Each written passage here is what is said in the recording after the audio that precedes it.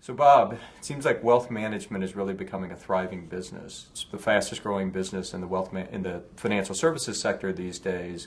It also seems like 2008 is going to be a pivotal year for wealth management firms. Do you see it turning out that way? Absolutely, Colin. I think this is a very key year for wealth management. I mean, first of all, we've got the first down equity market in 5 years, and new clients are afraid, and experienced clients have not always been well positioned for this kind of market move. But there's been an element of trust that's really been broken between the clients, the advisors, and the firms, and that this has really happened over the last kind of 9 months. I think you're absolutely right, Colin. I mean, what we're seeing is that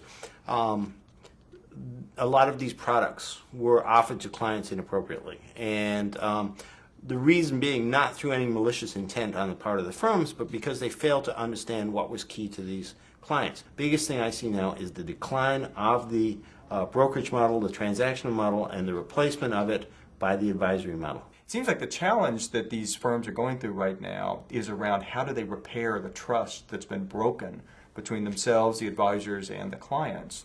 But the only way a firm really seems like they can do that is if they transform their business model. Back to what you had said about, is this a brokerage world or is this a wealth management world?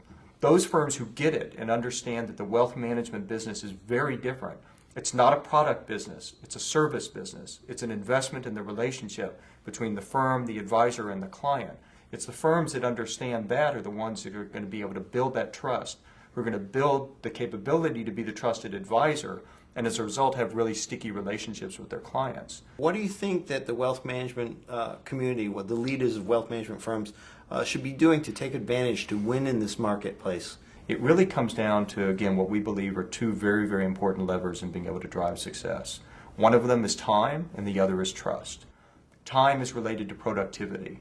Like, how do you give your advisors the tools so that they can behave like a wealth manager?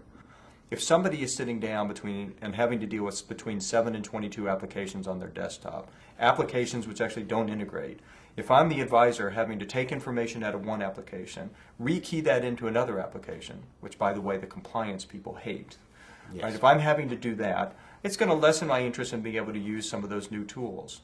So the important part of doing that is building or rebuilding the trust that may have been broken, but importantly being able to invest the time so that they can build the relationship that they want with their client.